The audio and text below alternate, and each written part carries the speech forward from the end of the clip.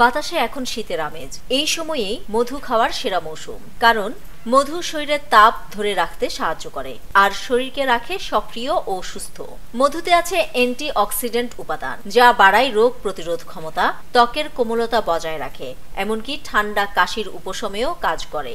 1 চা চামচ মধুতে থাকে প্রায় 21 ক্যালোরি আর রয়েছে পটাশিয়াম, যা হৃদস্বাস্থ্যের জন্য উপকারী।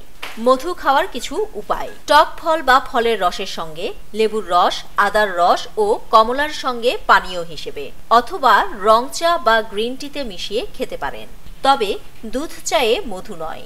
সকালের দিকে আধা থেকে 1 চা চামচ মধু যথেষ্ট। অতিরিক্ত খেলে রক্তে শর্করা ও চর্বি বেড়ে যেতে পারে, হজমের গোলমাল বা অ্যাসিডিটিও হতে পারে। যাদের ডায়াবেটিস, ফ্যাটি লিভার বা ট্রাইগ্লিসারাইড বেশি, তাদের ক্ষেত্রে মধু খাওয়াই সতর্কতা জরুরি। শিশুদেরও বেশি মধু নয়। অতিরিক্ত মধু তাদের অতি চঞ্চল করে তুলতে পারে, আর যদি কারো মধুতে অ্যালার্জি থাকে তাহলে না খাওয়াই ভালো। শীতের সকালে 1 চামচ মধু, সুস্থতা ও উষ্ণতার প্রাকৃতিক মন্ত্র। প্রাকৃতিক যত্নে শীত কাটুক মধুর মিষ্টতায়। নিউজ ডেস্ক, দৈনিক পূর্বকোণ।